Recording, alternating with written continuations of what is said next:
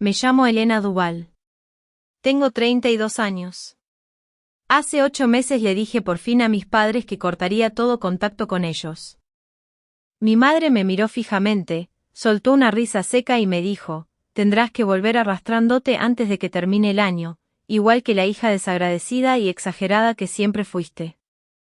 Mi padre resopló y agregó: hemos aguantado tus mentiras durante 18 años, no esperes ni una sola llamada nuestra. A la mañana siguiente cambió de número telefónico y le contó a toda la parroquia que yo estaba muerta para ellos. 7 meses después llegó una carta certificada a mi puerta exigiendo que devolviera cada reliquia que supuestamente le había robado a mi tía fallecida. Con un plazo de 25 días o me demandarían. Creyeron que habían enterrado la verdad junto con ella. Lo que no sabían era que mi tía había dejado algo mucho más peligroso que joyas, y para cuando su abogado lo leyó en voz alta en aquella sala de juntas. La sonrisa perfecta de mi madre se hizo pedazos. Si alguna vez tu propia familia te llamó la complicada, dale like y suscríbete. Escribe "te entiendo" en los comentarios si sabes exactamente cómo se siente esto. Te prometo que la verdad que intentaron ocultar está a punto de sepultarlos a ellos.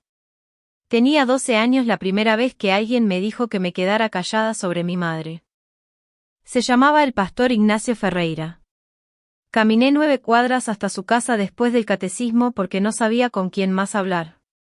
En su porche había 2 sillas de mimbre y una maceta con geranios. Abrió la puerta antes de que tocara, como si me hubiera estado esperando.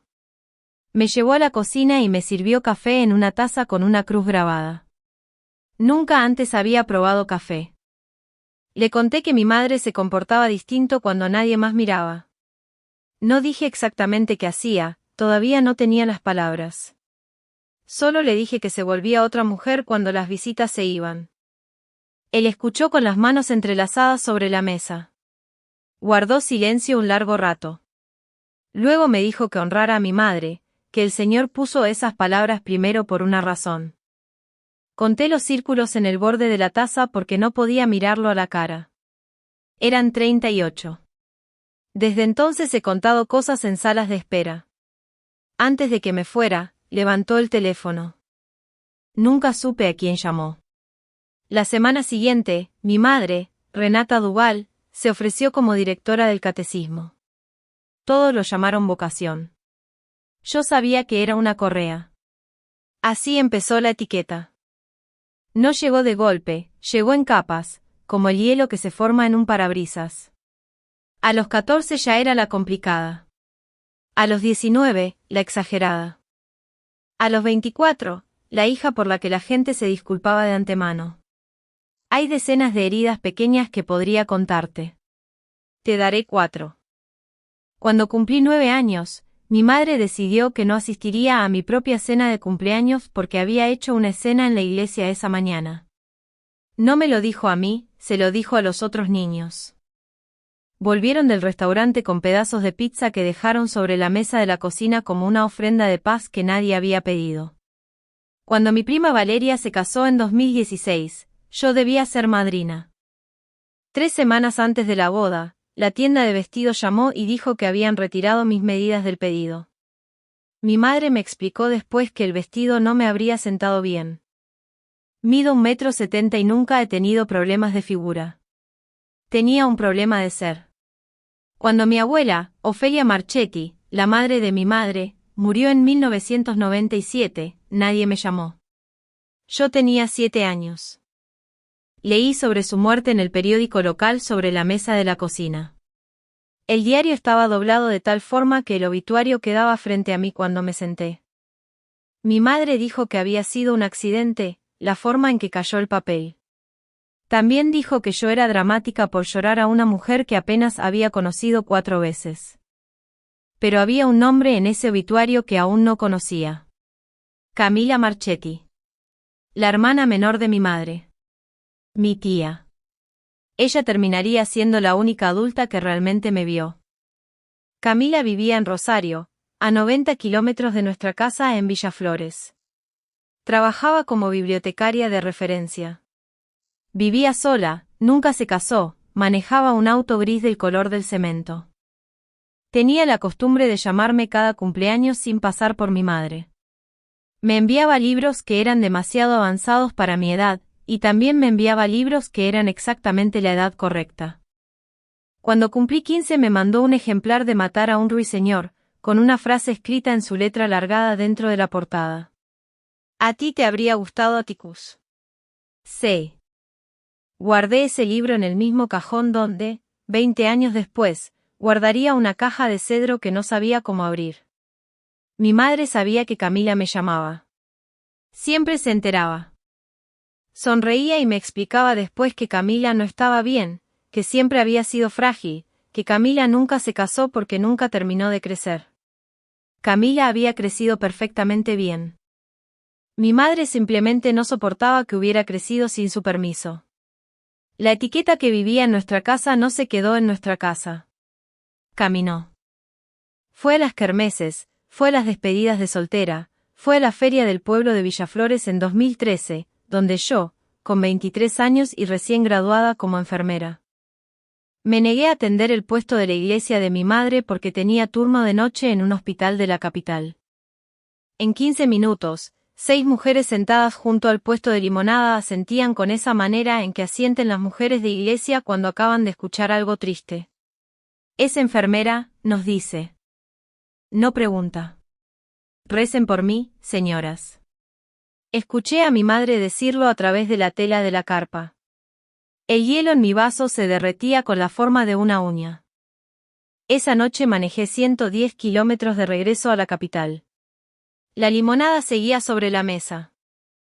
Esa misma semana, mi tía Renata Cuevas, la hermana mayor de mi padre, que se suponía era mi tía segura, llamó para preguntar cómo estaba.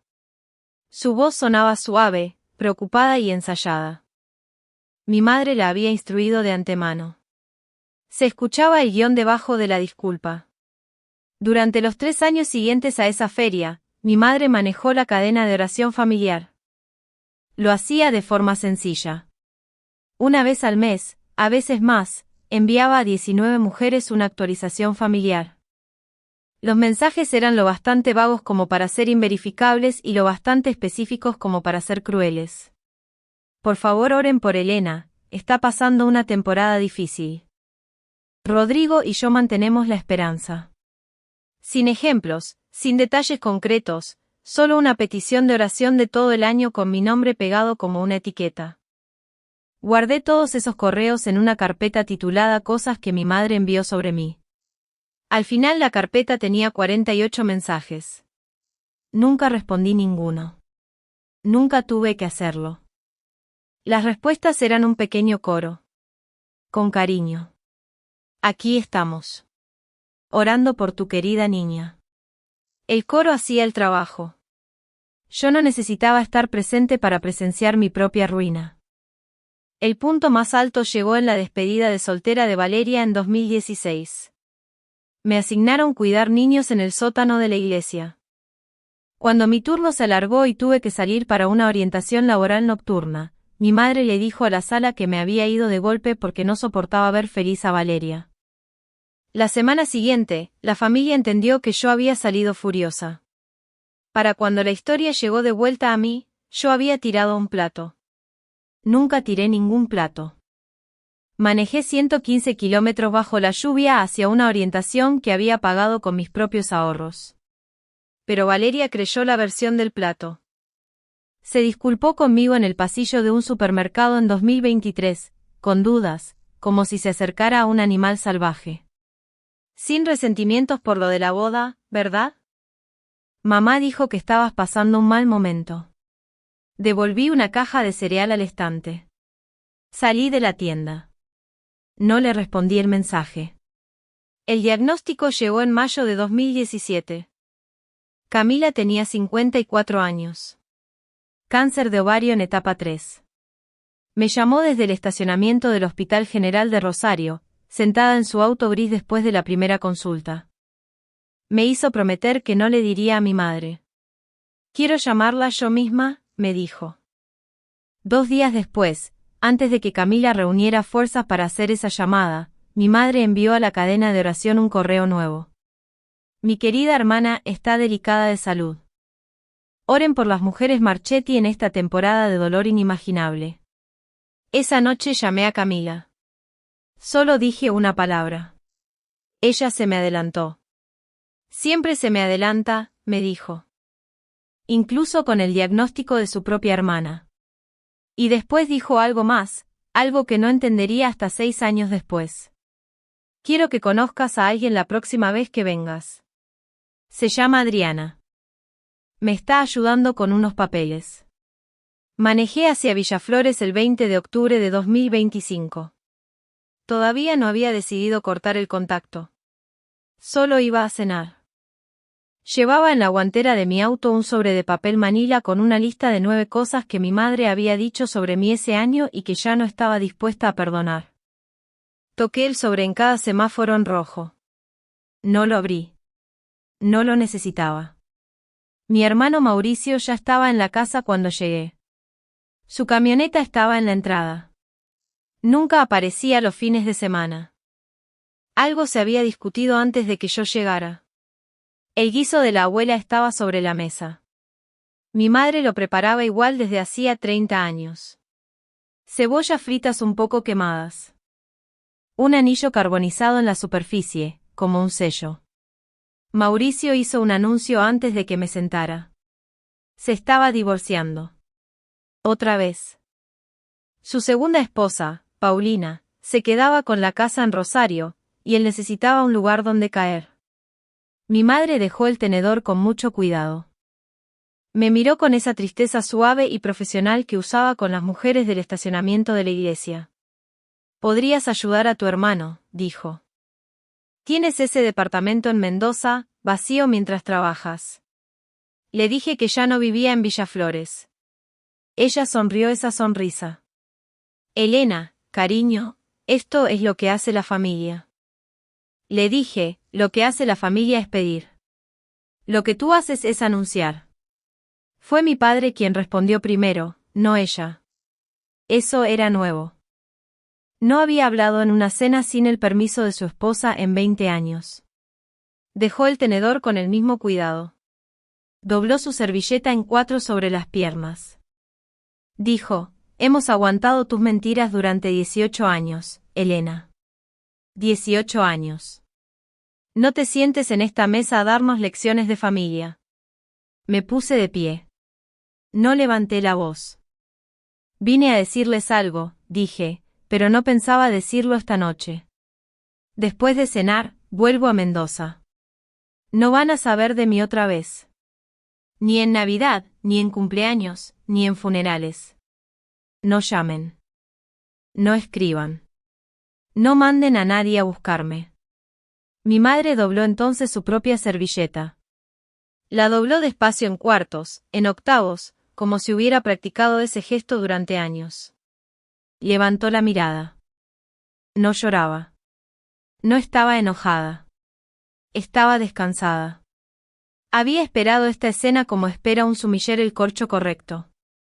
Río una vez, bajo, desde el fondo de la garganta, y dijo, tendrás que volver arrastrándote antes de que termine el año, igual que la hija desagradecida y exagerada que siempre fuiste. Mi padre no sonrió. Resopló. No esperes ni una sola llamada nuestra, Elena. Ni una. Mauricio me siguió hasta el porche. Me tomó de la muñeca. Susurró, no me metas en esto, por favor. No me di vuelta. Mientras esperaba mi taxi, me quedé en el porche escuchando por la ventana del comedor. Mi padre levantó el teléfono. No llamó al pastor. Llamó a la secretaria de la parroquia, la señora Robledo. Su voz se quebró una vez. Casi dijo su nombre de pila, Mercedes, y se corrigió, la señora Robledo, la secretaria.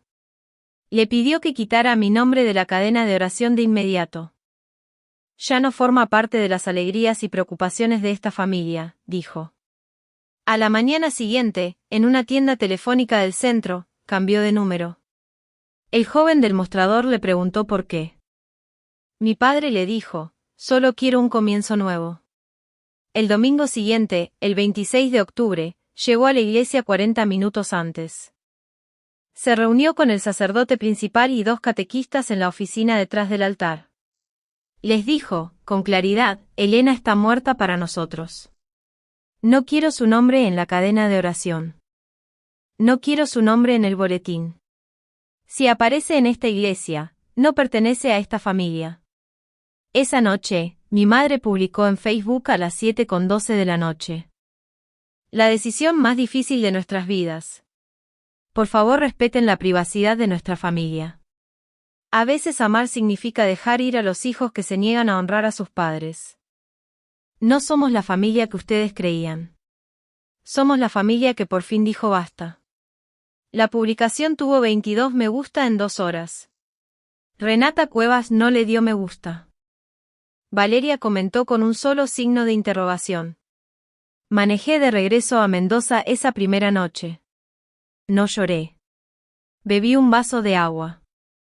Guardé el sobre de papel manila en el cajón inferior de mi cómoda, junto a una pequeña caja de cedro que mi tía Camila me había dado 5 años antes y que nunca había abierto. Le escribí a mi mejor amiga, Daniela Ponce. Ya está hecho. Ella respondió, ¿comiste? Duerme algo. Trabajé el día de Navidad en el Hospital General de Mendoza. Me había ofrecido para ese turno en octubre, antes de que empezara todo esto, porque el área de oncología siempre necesitaba cobertura y porque en casa nadie me iba a extrañar. Sostuve mi café de las 11 con demasiada fuerza. Mi teléfono no vibró al mediodía. Por primera vez en 32 años, mi madre no me escribió al mediodía en Navidad. Mi amiga Silvia Contreras, también enfermera, deslizó una latita de galletas sobre la mesa de la sala de descanso sin preguntar nada. Me dijo, no sé por lo que estás pasando, no voy a preguntar, pero hoy no comes sola. En la habitación 4, una paciente de quimioterapia llamada Beatriz, de 65 años, maestra jubilada, con un pañuelo color mostaza en la cabeza. Me sostuvo la mano durante toda la infusión y me contó que su nieta había preguntado esa mañana por la enfermera amable. Tuve que salir un momento después de que me lo dijo. Bebí agua en el cuarto de suministros. Volví. Terminamos la infusión. Cuando abrí mi casillero al final del turno, había una tarjeta navideña que no había visto llegar por correo interno. Era de Paula Ibáñez, enfermera de cuidados paliativos que había atendido a Camila en el otoño de 2018. No sabía nada de ella desde hacía 5 años.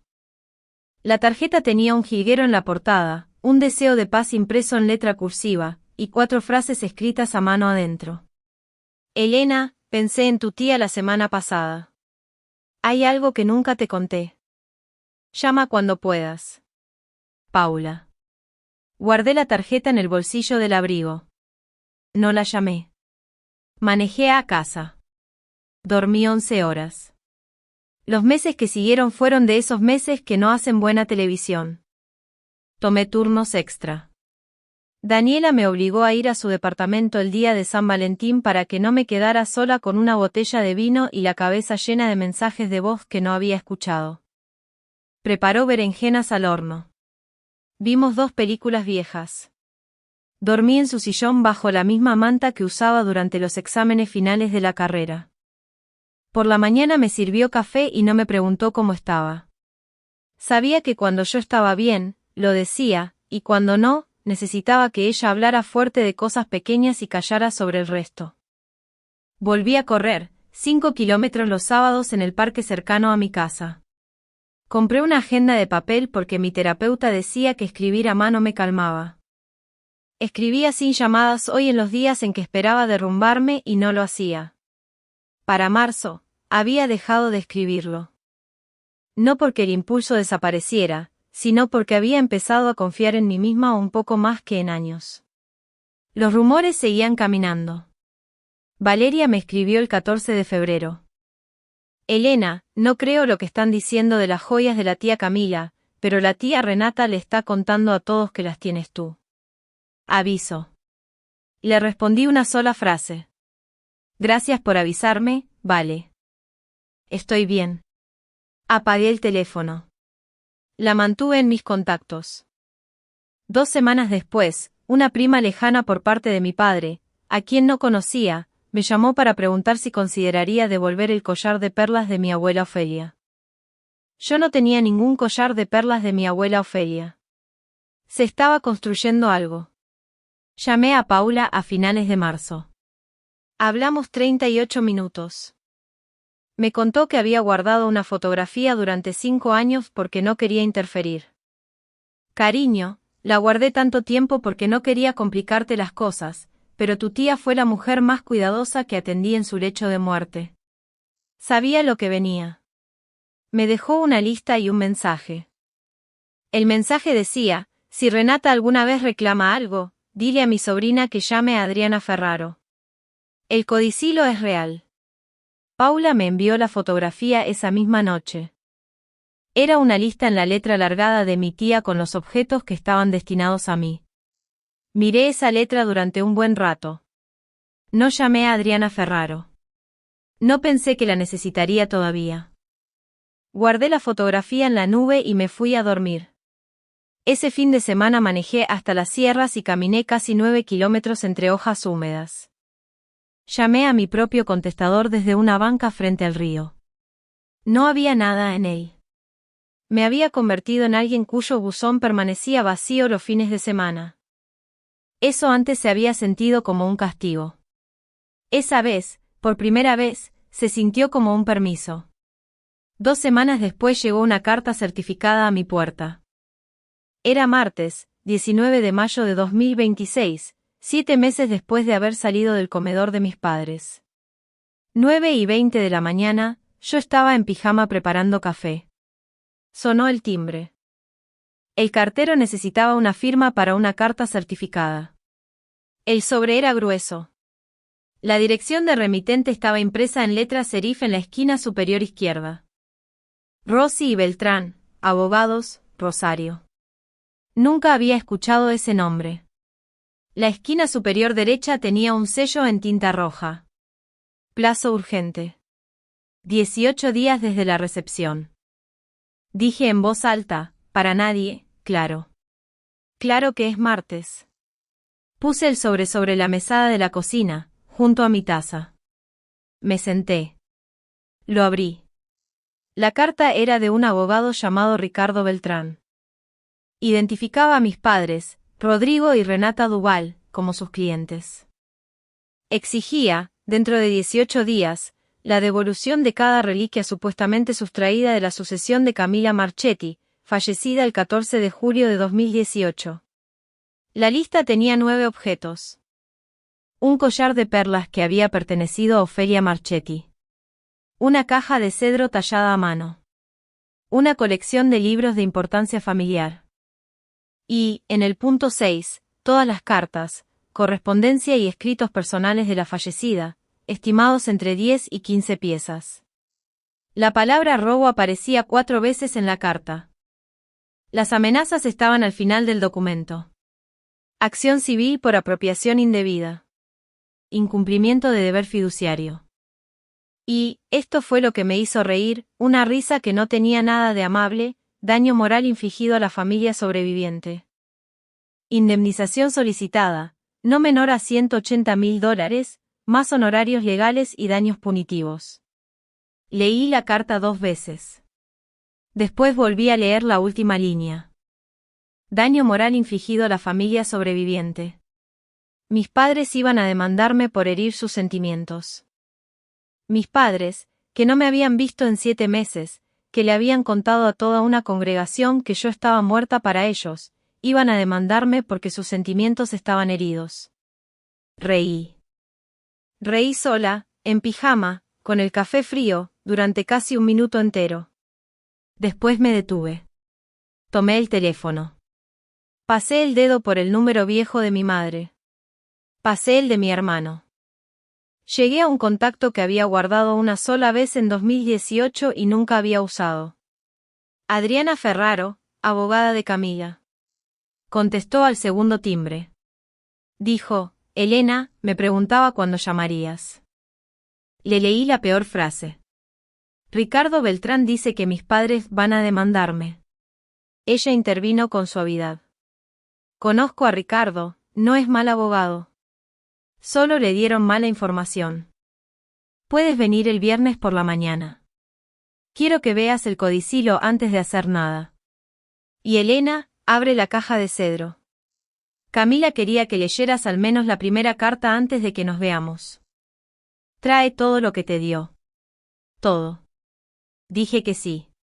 Colgué. Vacié el café frío en el fregadero. Fui hasta el cajón inferior de mi cómoda. Me senté en el suelo con la caja de cedro sobre las piernas durante un largo rato antes de levantar la tapa. Adentro había 14 sobres. Cada uno tenía el color del papel filtro sin blanquear. Cada uno estaba numerado a lápiz en la esquina superior derecha. Los números iban del 1 al 14, en la letra pequeña y cuidadosa de mi tía. Debajo de la pila de 14, había un sobre número 15. Estaba sellado con cera roja. El sello se había agrietado una vez en el costado, como se agrieta la cera cuando ha pasado mucho tiempo con ella. En el frente, en 4 palabras, con la misma letra, para Renata, solo si pregunta por qué. Junto a los sobres había una pequeña memoria USB negra. La etiqueta, escrita a mano, decía, Paula, grabado para el abogado si hace falta. Leí la primera carta. Querida Elena, para cuando leas esto probablemente ya me habré ido. Te escribo estas cartas porque hay cosas que te debo y tiempo que ya no puedo darte.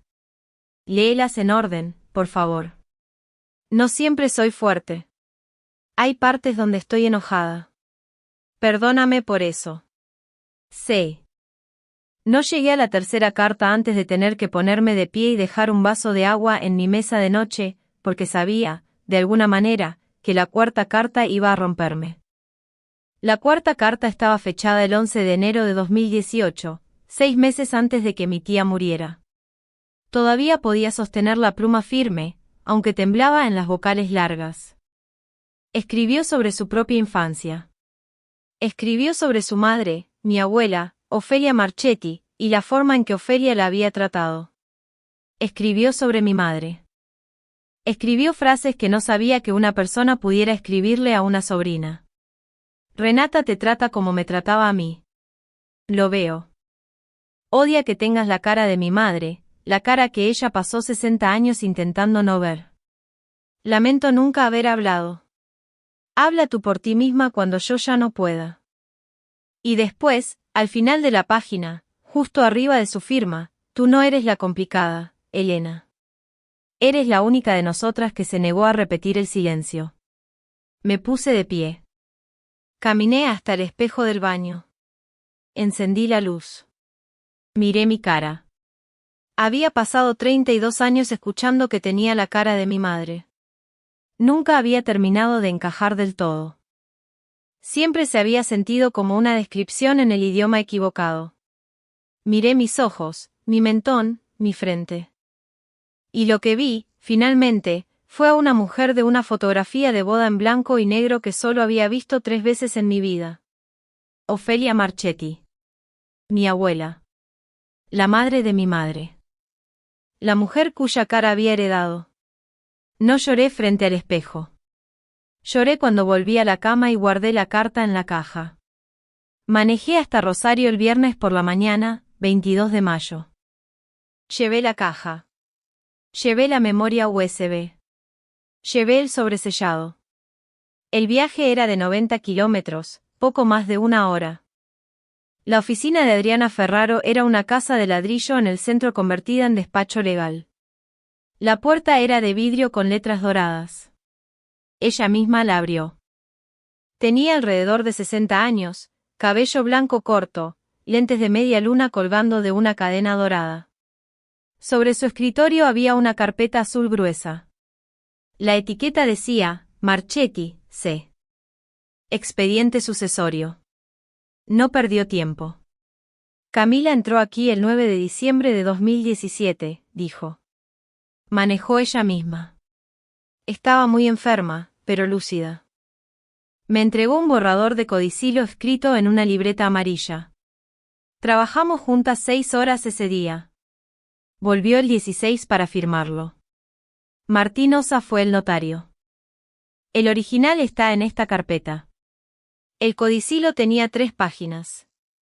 La firma de Camila era pequeña, temblorosa y clara. El sello del notario Martinosa era un círculo azul tenue fechado el 16 de diciembre de 2017. Adriana pasó la página. Elena, tu tía fue muy específica, dijo. Sabía que tu madre intentaría interferir. Así que me dio una instrucción que rara vez veo. El codicilo indica, no contactar a Elena directamente. Enviar los avisos formales a la dirección que Camila tenía registrada, que lamentablemente era la casa de tus padres en Villaflores. Camila no tenía tu dirección de Mendoza. Envié 3 avisos formales a lo largo de los años. 2018, 2020, 2022. Cada uno volvió con un acuse de recibo firmado. Tus padres firmaron esos acuses. Nunca te lo dijeron. Levantó la vista hacia mí. Según la ley de bienes vacantes de la provincia, los fondos permanecerían en fideicomiso durante 7 años antes de revertir al Estado. Estamos en el año 4. Los $95.000 que te dejó siguen aquí. Han estado esperando a que cruces esa puerta. No dije nada durante un largo rato. Pasó otra página. Tus padres han intentado impugnar este codicilo en 3 ocasiones distintas, dijo. Una vez por falta de capacidad en 2018. Una vez por influencia indebida en 2019. Una vez por un defecto de forma en 2021. Perdieron las 3 veces. Tengo aquí las resoluciones judiciales. Tampoco te contaron sobre eso. Deslizó una carpeta más pequeña hacia mí. Después colocó el sobresellado encima. Esta fue la instrucción final de Camila, dijo. Me dijo, si Renata alguna vez le manda un abogado a Elena, este sobre va sobre la mesa. Si Renata pregunta por qué, Elena lo lee en voz alta. Si Renata no pregunta, Elena se lo lleva a casa sin abrir. Camila fue muy precisa. Mis padres habían enviado un abogado a exigir joyas. Creían que yo tenía collares de perlas y una caja de cedro. Lo que en realidad tenía era un codicilo notariado, 14 cartas en la letra de mi tía, una declaración grabada de su enfermera de cuidados paliativos. Un mensaje de voz que mi madre había dejado en 2018, y un sobresellado que mi tía había preparado para el día exacto en que mi madre hiciera la pregunta correcta. Habían enviado una exigencia por reliquias. Yo estaba a punto de traer de vuelta una confesión. Manejé de regreso a Mendoza con el sobresellado en el asiento del copiloto. Compré una carpeta negra en una papelería y la dividí en 5 secciones. La primera era el codicilo y el sello notarial. La segunda eran las 14 cartas en orden numerado. La tercera era la grabación de la memoria USB con una transcripción impresa que Adriana me había enviado por correo. La cuarta era una selección impresa de 48 correos de la cadena de oración de mi madre, fechados entre 2016 y 2025. La quinta era una línea de tiempo que escribí a mano en hojas rayadas, de 2001 a 2026. Dejé una sexta sección vacía. Ahí iría el sobresellado si mi madre preguntaba por qué. Llamé primero a Daniela. Le conté lo que estaba haciendo. No estoy armando un caso, le dije. Estoy armando un registro. Hay una diferencia. Vino con comida para llevar y me vio ordenar todo por orden alfabético. No hizo preguntas. Me llenó el vaso de agua 3 veces en 2 horas. Después le pedí a Silvia que me acompañara a la reunión. Le dije que no tenía obligación. Me respondió 12 minutos después. Pido el día libre ese martes. No necesitas explicar nada. Solo dime a qué hora paso por ti. El domingo, Adriana me escribió. Ricardo llamó. Vienen los 3. Tu madre, tu padre y Mauricio. Supongo que Mauricio no formaba parte de la exigencia original. La noche anterior no pude dormir. Manejé hasta la cafetería 24 horas donde solía ir antes de los turnos nocturnos. Pedí un capuchino. Recordé la última vez que mi tía Camila había venido a Mendoza. Fue en diciembre de 2017, 2 semanas antes de firmar el codicilo. Nos habíamos sentado en esa misma cafetería. Llevaba una bufanda de lana color musgo. Me dijo, vas a estar bien, Elena, incluso cuando no me creas. Escribí una frase en una libreta pequeña. Mañana no voy a ganar. Voy a ser escuchada. Eso es todo. Con eso basta. A la mañana siguiente, a las 8:15, me paré frente al espejo del baño con una blusa negra y pantalones negros. Miré mi cara. Últimamente había estado buscando a mi madre en ella, como me habían entrenado a hacer. No la vi. Vi a la mujer de la fotografía de boda, Ofelia, la abuela que había heredado y que nunca me habían dejado conocer. Tomé la carpeta. Tomé la caja. Tomé el sobresellado. Manejé hacia Rosario. La sala de juntas tenía paneles de madera color café claro. Había 8 sillas alrededor de una mesa ovalada. Adriana se sentó en la cabecera. Yo me senté a su derecha. Silvia se sentó junto a mí. Daniela se sentó junto a Silvia. Había una jarra de agua sobre el aparador y 4 vasos boca abajo. Nadie los tocó. Ricardo Beltrán entró primero. Traía un portafolio de cuero y un anillo de matrimonio que golpeteaba contra la mesa mientras esperaba. Detrás de él entró mi padre, después mi madre, después Mauricio. Mi madre llevaba la chaqueta azul marino que usaba en las Pascuas. El pequeño broche dorado con forma de cruz estaba en su solapa. Tenía el cabello peinado como todos los domingos de Pascua. Mi padre vestía un traje gris que le quedaba 2 tallas grande para el hombre en que se había convertido. Mauricio traía una camisa arrugada. No levantó la vista. Mi madre se sentó. No miró a Adriana. No miró la carpeta sobre la mesa. Me miró a mí. Y se puso la sonrisa. Era la misma sonrisa que había usado en cada kermes, cada reunión de oración, cada festival de catecismo durante los últimos 20 años. Una sonrisa pequeña. Amable. Paciente. El rostro de una mujer cristiana que ha venido a otorgar clemencia. La usaba con las mujeres de su grupo de estudio bíblico. La usaba con los capellanes del hospital. La usaba con la cajera del supermercado la vez que devolvió un pavó por pesar 1/4 de kilo menos de lo anunciado. Dijo, Elena, quiero que sepas que venimos de buena fe. No queremos que esto escale. Solo queremos lo que le pertenece a la familia. No respondí. Puse la carpeta negra sobre la mesa entre nosotras. Las bisagras hicieron un solo clic al apoyarla. Los ojos de mi madre fueron hacia la carpeta medio segundo y volvieron a mi cara. Mantuvo la sonrisa. Había construido esa sonrisa durante 20 años. No iba a resquebrajarse por una carpeta. Adriana habló antes que Ricardo. Ricardo, dijo, antes de que empiece, voy a compartir 3 documentos que sus clientes no han visto. Después de eso, puede retirar la exigencia si lo desea. Creo que lo va a desear. Deslizó la fotocopia del codicilo por la mesa. No me la entregó a mí. Se la entregó a él. Ricardo, dijo otra vez, sus clientes merecen escuchar esto de su propio abogado. Puede leer en voz alta los párrafos principales. Página 2, párrafo 3. Le pagaron para representarlos. Deberían escuchar de su voz a que se enfrentan. Ricardo se quedó con el documento unos segundos. Miró a mi padre. Mi padre no le devolvió la mirada. El anillo dejó de golpetear la mesa. La sala se llenó de ese silencio que ocurre en los tribunales medio segundo antes de un veredicto. Se acomodó los lentes. Tomó la hoja. Leyó.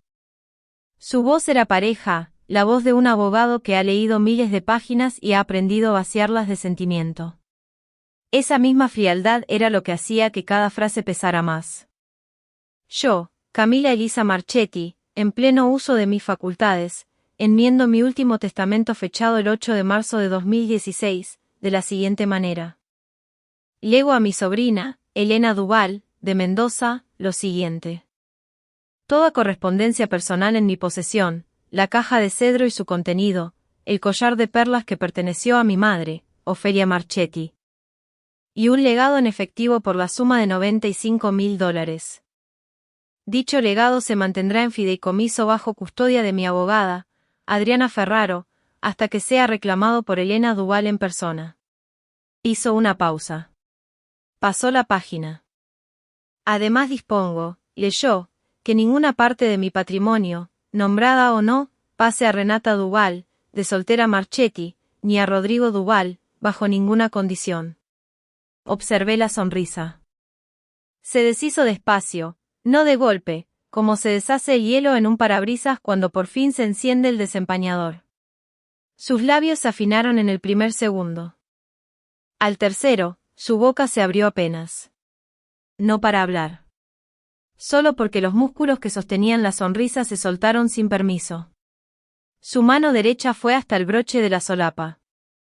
Lo tocó como lo había tocado durante 20 años de domingos. La retiró antes de terminar el gesto. La sonrisa cristiana de Renata Duval había desaparecido. No volvería a esa sala. Vamos a impugnar esto, dijo. Adriana respondió, suave. Ya lo impugnaron 3 veces, señora Duval. Perdieron las 3 veces. Abrí la carpeta. Saqué la caja de cedro y la puse en el centro de la mesa. No voy a leerlas en voz alta, dije. Fueron escritas para mí. Pero hay una frase en la carta 4 que quiero que escuches, mamá. Leí una sola línea. Tú no eres la complicada, Elena. Eres la única de nosotras que se negó a repetir el silencio. Mi madre no me miró. Su mano volvió al broche.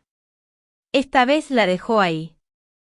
Dijo, con la primera grieta que le escuché en años, Camila estaba enferma. No era ella misma. Le dije, mamá. Manejó ella misma hasta la oficina de Adriana. Escribió estos 6 meses antes de necesitar ayuda para caminar. Era ella misma. Por eso te dio miedo. Adriana conectó la memoria USB. Se reprodujeron 90 segundos de una grabación con la voz de mi tía, delgada pero clara, explicando que sabía que su hermana intentaría decir que Elena la había manipulado. Y dejando constancia de que Elena tenía su consentimiento pleno. Después llegó un mensaje de voz de Navidad de 2018, en la propia voz de mi madre, hablando con mi padre, diciendo que no soportaba mirarme porque tenía la cara de la abuela que tanto la había herido. La sala quedó en silencio. Puse el sobresellado en el centro de la mesa. No voy a obligarte a abrirlo aquí, dije. Ese es el regalo de tu hermana, no el mío. Llévatelo. Léelo a solas. No me digas qué dice. Aquí terminamos. Ricardo se puso de pie, cerró su portafolio y renunció como abogado de la familia en ese mismo instante. Mi padre dobló su servilleta en cuartos, el mismo gesto de la mesa de la cena, meses atrás. Mauricio, con los ojos llenos de lágrimas, me preguntó si podía llamarme algún día. Le dije, todavía no. Tal vez. Ya veremos. Mi madre nunca abrió el sobre. Mi padre renunció como diácono de su iglesia esa misma semana. Los $95.000 se convirtieron en una beca en la biblioteca donde Camila trabajó 30 años, con su nombre. Y las mentiras que usaron para enterrarme, la desagradecida, la exagerada, la complicada, fueron las mismas que su propio abogado leyó en voz alta en una sala de juntas en Rosario. Después de esa lectura, ya no les quedó ninguna historia que contar. Si alguna vez te llamaron la complicada por decir la verdad, si hay una carta que escribirías esta noche a alguien que usó esa palabra contra ti, cuéntamelo en los comentarios. Leo cada uno de ellos. Y a quien esté ahí afuera, siendo esta noche la complicada de su familia, quiero que sepas algo. La verdad siempre vuelve. Gracias por acompañarnos en este episodio de Traición y Venganza. Nos vemos en el próximo capítulo.